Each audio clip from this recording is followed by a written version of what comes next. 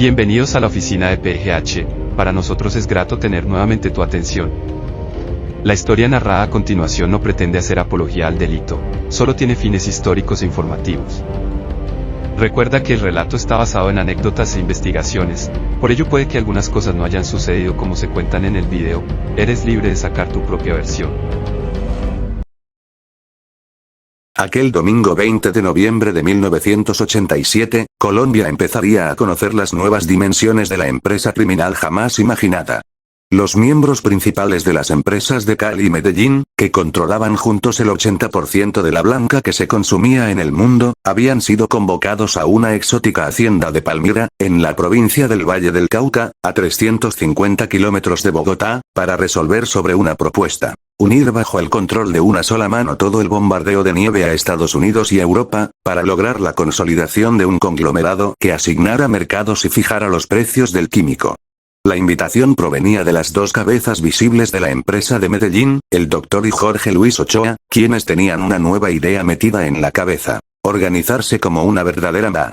Y trazar la estrategia ante el gobierno que llevaba más de un año en el poder. Nada había permitido conocer hacia dónde se desplazaba el gobierno que el 7 de agosto de 1986 comenzó bajo la presidencia de un enigmático ingeniero de minas, Virgilio Barco Vargas, el mismo que como embajador de Colombia en Washington firmó el Tratado de Extradición de los Mágicos que como presidente de Colombia incumpliría 11 años más tarde. Una serie de rumores circulaban por Antioquia, la provincia donde está localizada Medellín, la ciudad del tercer mundo más conocida en todo el orbe por la fama que le había dado una organización de 20 delincuentes conocida como el K. de Medellín. Las versiones apuntaban a que ningún operativo oficial sería dirigido contra el grupo de los Mágico de Cali, la segunda organización más importante en el tráfico de la blanca en el mundo, consolidada después de las guerras que dominaron y sometieron a su control las organizaciones de Perú y Bolivia.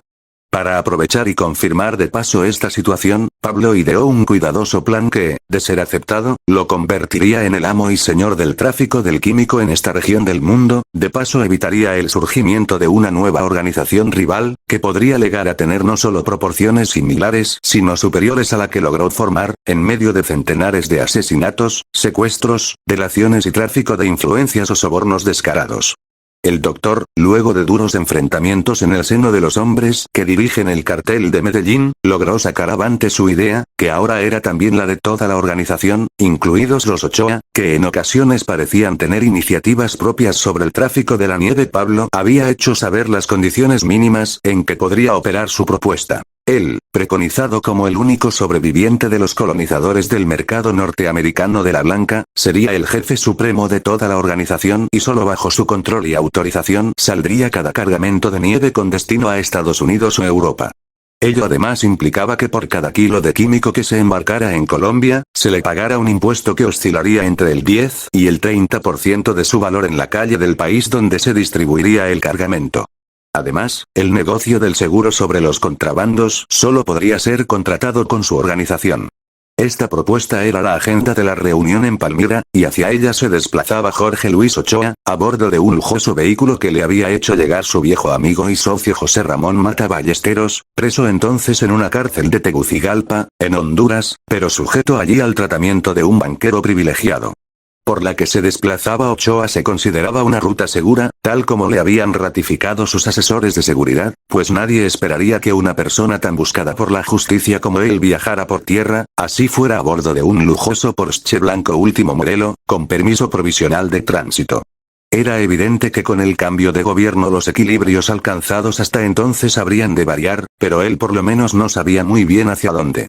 Las medidas adoptadas por el nuevo gobierno para facilitarles el ingreso de dólares en bruto no podían ser interpretadas como una bandera blanca, pues ya habían tenido experiencia de lo que parecía ser una filosofía maquiavélica del Estado. Bienvenido dinero, pero la suerte de sus dueños depende del juego que haga cada uno. Además, se empezaba a rumorar que el Ministerio de Hacienda preparaba una rigurosa regulación de las cuentas corrientes y pagos en tarjetas de crédito con movimiento superior a los 6 millones de pesos. Pero al fin y al cabo eso no era más que un decreto, letra inerte. Ochoa estaba seguro de que todo iría muy bien, como antaño. Y si cuajaba la idea de Escobar, se conocerían nuevas épocas de prosperidad insospechadas hasta entonces. Por ahora, su única preocupación era la mujer que llevaba al lado. Tal vez algunos se sorprenderían al verlo con su hermosa acompañante, porque estarían seguros de haberla visto con otro padrino. A todos les gustaba que los llamaran así, para poder ellos tratar a sus empleados como ahijados, también de Antioquía. Incluso no faltaría el desabrochado imprudente que recordara el nombre de ella. Tal vez si mandara adelante uno de los coches de sus guardaespaldas para prevenirlos, se evitaría un disgusto. Ochoa era consciente de haber roto una regla, al traicionar a quien era como su hermano. Como si le hubiera leído el pensamiento, el coche que le abría camino elevó su velocidad hasta crear una distancia que desvirtuara cualquier presunción de que se trataba de una caravana. La explicación vendría luego. Una caseta para el cobro del impuesto de peaje se divisaba en el horizonte de la carretera. Le alcanzó a su conductor de ocasión un billete de 100 pesos, que reclamaba un aviso colocado 100 metros antes. Había policías en el puesto. Nada especial, supuso, porque lo convenido desde semanas antes era que todos pasarían por esa misma ruta. Ochoa empezaba a sentirse incómodo por la temperatura que hacía sudar cada centímetro que contenía cada vez más difícilmente sus 120 kilos de peso. Una semana antes, el mágico Rafael Cardona Salazar argumentaba, con su inconfundible dejo paisa, que nada pasaría. Simplemente debían ocuparse de que Ochoa fuera detenido, y el resto sería trabajo suyo. La estrategia se basaba en que los carros donde irían los guardaespaldas de Ochoa no podrían intervenir, porque en su interior debían ir otros mágicos antioqueños, cuyas actividades no eran conocidas por las autoridades, y no les interesaría para nada ser relacionados con el colega. Intervenir en esas circunstancias sería suicida para ellos. Tan pronto las autoridades tuvieran a Ochoa en su poder, les explicaba Cardona, debían hacer una llamada a cualquier estación local de radio para dar la noticia, y todo el país empezaría a movilizarse detrás de su cabeza. Era el último esfuerzo de convencimiento que, más formal que real, necesitaban los jefes de Cali para promover el inicio del operativo casual que pondría de una vez por todas a Jorge Luis Ochoa tras las rejas, y era además la más clara advertencia el doctor de que no podría acercarse nunca más a la provincia del Valle del Cauca, pero ante todo sería la respuesta a sus sueños napoleónicos de emperador de la Blanca. Con la convicción de haber acertado en su plan, Cardona Salazar, el negro, atusándose sus enormes bigotes, abandonó la reunión. El resto de la operación estaría a cargo de sus amigos de Cali. Estaba acordado que la captura se llevaría a cabo en la carretera central que cortaba las gigantescas plantaciones de caña de azúcar del valle, a centenares de kilómetros de Medellín, la ciudad que Cardona no podía abandonar, a pena de quedar expuesto a una detención. Él era buscado por todo el mundo como autor material del asesinato de una mula en Miami, y su testigo de cargo era nada menos que un agente infiltrado de la DEA, la agencia estadounidense contra la Blanca. Mierda por las complicaciones que le había causado el haber asesinado a Antonio Arles Vargas, Chinito, solía decir, a lo que había sido llevado por cuidarle la espalda a quien había considerado como su hermano, Jorge Luis Ochoa. Era otra evidencia de que en ese sucio mundo del químico no hay amigos sino intereses que defender o respetar. Y ahora, Ochoa, su hermano, se iba con su mujer, casi la única pertenencia que le quedaba, reducido como estaba a vender algún tipo de asesoría a los principiantes en el tráfico del químico, para lavar dólares en su agencia de importación de vehículos de colección, y tal que cual participación que le permitían sus amigos de Cali, en los cargamentos que no eran exclusivamente propiedad de la empresa. Lejos estaba ya ese 1977 en que fue llevado a Miami junto con Fabio Ochoa Vázquez para abrir su propia fuente de almacenamiento de la Blanca en Florida.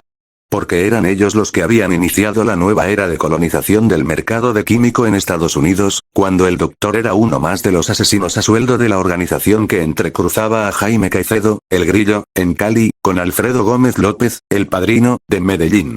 El sonido de unas trompetas en la radio sacó a Cardona Salazar de sus reflexiones. Sí, era el esperado boletín extra de un noticiero de Cali. Con voz entrecortada, y de pronto incrédula, un periodista gritaba, que no leía, el improvisado boletín. Urgente. Urgente. El NAR. Jorge Luis Ochoa, segundo hombre del poderoso CAR. De Medellín, acaba de ser capturado por la policía en el puesto de peaje de Palmira. Otras dos personas, un conductor y una mujer cuyas identificaciones no se han suministrado, también han sido privados de la libertad. Ochoa Vázquez, que iba a bordo de un lujoso carro, no opuso resistencia a su captura. Seguiremos informando, otra vez volvieron a sonar las trompetas. Que para Cardona Salazar fueron música celestial. La venganza empezaba a salir según sus planes. La venganza es un plato que sabe mejor si se consume frío, recordó con una leve sonrisa. Quiero ver los papeles, dijo el agente de la policía vial al conductor del Porsche, sin que el explicable temor asomara a su rostro adusto. Los otros dos agentes exhibían unos vetustos fusiles, pero su tranquilidad no se derivaba de ellos. A su lado se encontraba la patrulla que contaba con una radio abierta, que los conectaba con la comandancia, o con quien quisieran. El auto es alquilado, y tiene placas provisionales que nos dieron en la agencia de Bogotá, trató de explicar el conductor, mientras ocultaba bajo el pase el acostumbrado billete de 1000 pesos. Ellos son mis patrones, y no veo para qué hay que molestarlos con papeleos, justificó el conductor cuando el oficial abrió el billete. No me refería a estos papeles cuando les pedí la identificación, explicó molesto el policía, mientras se retiraba a prudente distancia de la puerta del vehículo. Quiero ver sus cédulas de ciudadanía, agregó. Ochoa hizo una breve seña con su cabeza al conductor, mientras empezaba a hablar pausadamente, con su apaisada voz chillona que denotaba una soberbia enmascarada con la timidez.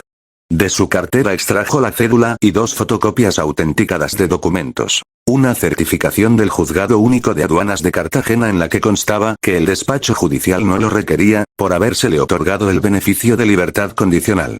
La otra era del Ministerio de Justicia, y en ella se daba cuenta de la revocatoria de la orden de captura con fines de extradición que pesaba en su contra desde 1982. Soy Jorge Ochoa, empezó a decir, y aquí están los documentos en que consta que ninguna autoridad me requiere. Como verá, se trata de copias autenticadas por notaría.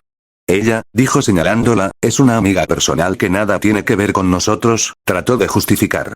Lo desconcertó que el oficial de la policía, en lugar de adoptar la sonrisa cómplice a que estaba acostumbrado en aeropuertos y carreteras de las provincias de Antioquia y Cundinamarca, se empezó a desplazar hacia la patrulla. Era evidente que iba a hablar con alguien, y solo de su reacción inmediata dependía evitar que todo empezara a complicarse hacia arriba. Tal vez hasta el extremo de llegar tarde a la tan ansiada reunión de Palmira. Hoy pues, lo llamó Ochoa, mientras descendía del coche y estiraba sus fofas extremidades, algo entumecidas por el viaje desde Bogotá, ciudad que ahora tenía como seguro por inesperado refugio.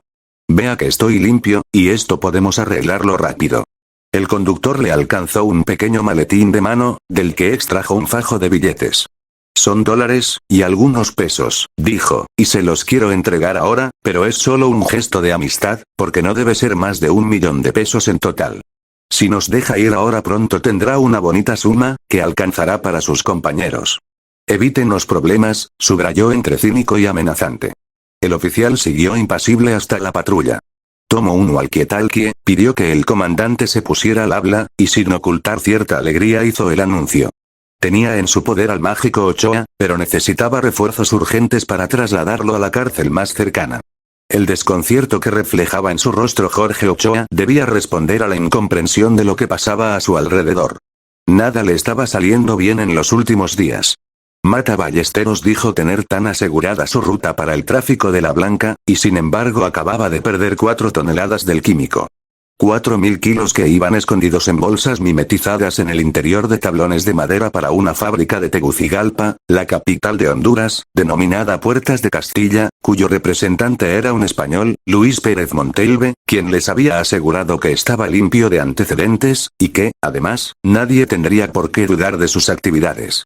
Todos fueron capturados, la blanca destruida y, lo peor de todo, Pérez o el peruano Carlos Florián podían implicarlo seriamente, pues él personalmente les había hablado de los planes de expansión de mercado, de nuevas rutas y países, y habían mencionado explícitamente la palabra cosa que su asesor, ese viejo paisa que cada vez trabajaba con más gusto y dedicación para ellos, le había prohibido de manera expresa. Sucederle eso ahora, siguió pensando Ochoa, cuando necesitaba grandes depósitos en Estados Unidos para inundar el mercado de Europa y afrontar lo que se vendría si los hombres de Cali llegaran a soltar la carcajada al escuchar la propuesta decisión-imposición del doctor.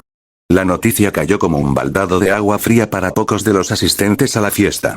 Jorge Ochoa acababa de ser detenido, y al parecer lo habían conducido directamente a una cárcel de Palmira, se anunció por los altavoces que minutos antes transmitían la música que tocaba en directo la Orquesta Cafetal Colombiano. La fiesta seguiría para quienes quisieran disfrutarla, porque, dijo la voz, lo más probable es que se trate de un incidente sin consecuencias y que se resuelva en poco tiempo. De todas maneras, y entre sorprendidos e incrédulos, los hombres de Medellín empezaron a abandonar la finca, para buscar al abogado que arregla sus problemas en el valle, Irving Garcés.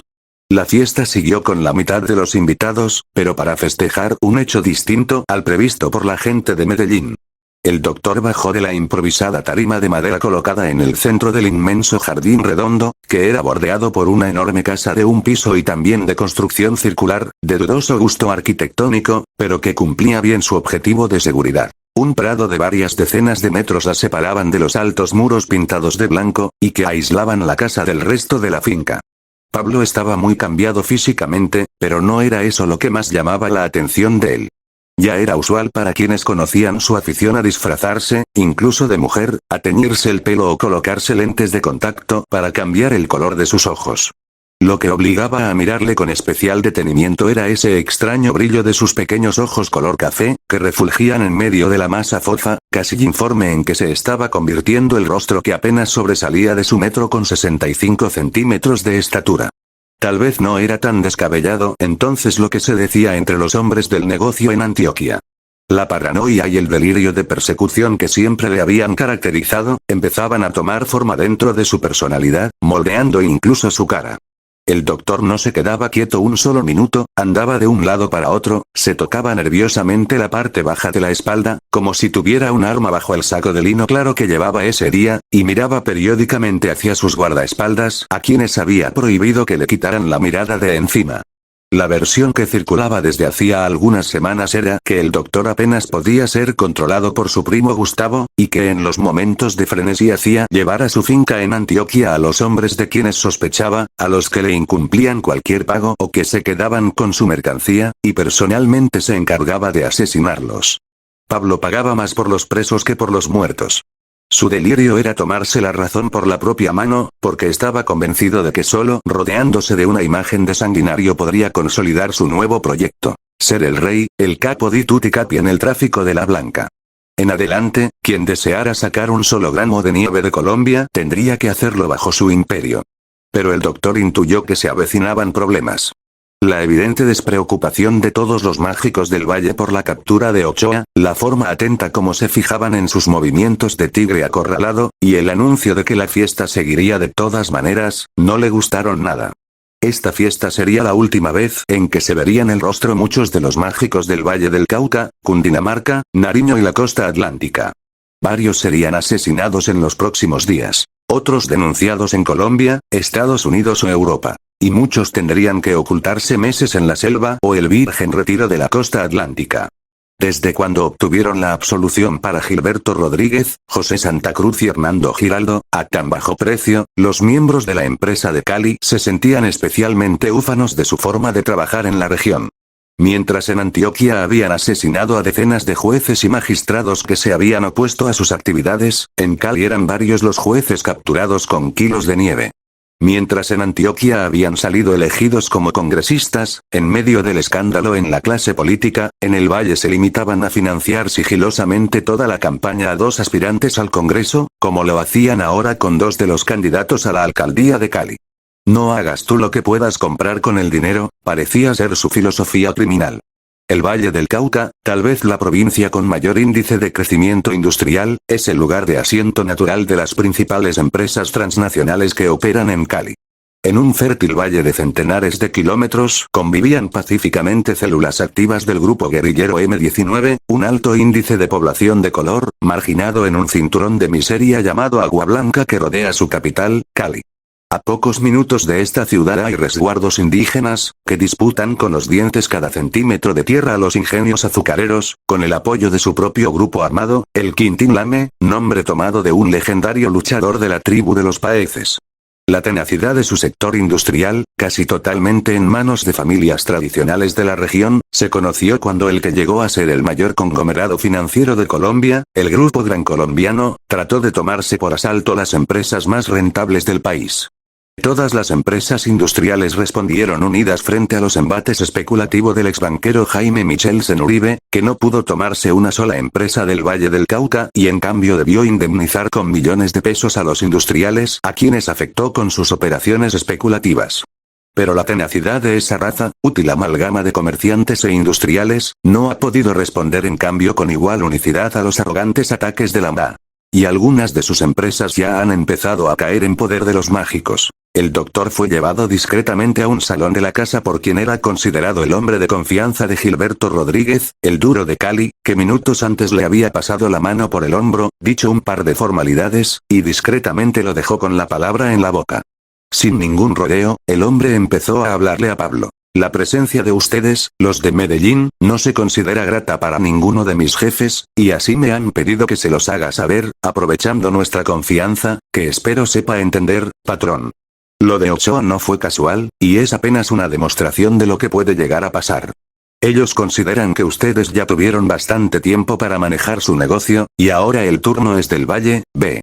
Tiene garantizado su regreso, tranquilo, a Bogotá o Medellín, donde quiera desplazarse, sin temer por nada. Esto, obvio, es también respuesta a su idea de quedarse con el control del contrabando de Co. Nada, ni una raya será compartida con ustedes a partir de ahora. Y olvídense de pagos y todo eso. Ahora es nuestro turno. Un sorprendido Pablo ponía cuidado a cada palabra que le lanzaba, exultante, a la cara, quien fuera considerado el amigo de Cali.